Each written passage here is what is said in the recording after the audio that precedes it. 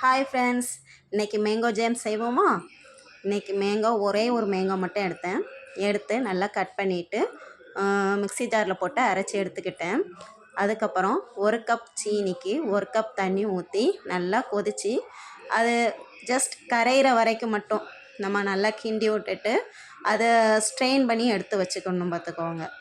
இந்த mango jam யாருக்கெல்லாம் பிடிக்குன்னு மட்டும் கொஞ்சம் சொல்லுங்கள், கமெண்ட்டில் பண்ணுங்கள், நான் பார்த்துக்கிறேன்.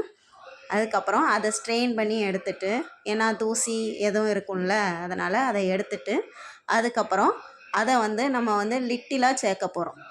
அதுக்கப்புறம் ஒரு கடாயில் நெய் விட்டு அந்த மேங்கோ பல்ப்லாம் அரைச்சி வச்சுருந்தோம்ல, அதை நல்லா சேர்த்துக்கிட்டு அதுக்கப்புறம் கொஞ்சம் அந்த சூடு ஏற ஏற கொஞ்சம் கொஞ்சமாக அந்த சிரப்பை நீங்கள் சேர்த்துட்டு நல்லா கிண்டிக்கிட்டே இருக்கணும்.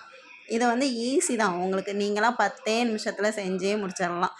ஆனால் இதை நீங்கள் நிறைய விஷயத்துக்கு யூஸ் பண்ணிக்கலாம். ஒன்று இது கேக்குக்கு யூஸ் பண்ணிக்கலாம், அதுக்கப்புறம் நீங்கள் ஜாமாக யூஸ் பண்ணிக்கலாம், அதுக்கப்புறம் மிட்டாயாக கூட நீங்கள் யூஸ் பண்ணிக்கலாம். அதுவும் இதில் சொல்லியிருக்கேன், நீங்கள் பாருங்கள். நீங்கள் அதை ஏற்கனவே நிறைய பார்த்துருப்பீங்கன்னு நினைக்கிறேன், இருந்தாலும் நானும் செஞ்சுருக்கேன், அதை கொஞ்சம் பாருங்கள்.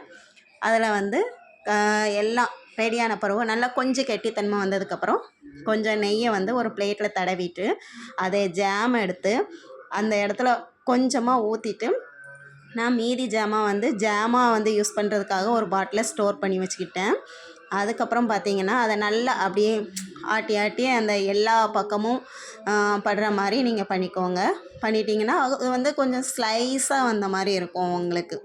அதுக்கப்புறம் அதை காய வைக்கணும், வெயிலில் காய வச்சுக்கோங்க. இது நான் ஸ்டோர் பண்ணி வச்சுருந்தது, ஒரு பாட்டிலில் ஸ்டோர் பண்ணி வச்சு. பார்த்தீங்களா, இது எவ்வளோ அழகாக ஜெல்லி மாதிரி வந்திருக்கு.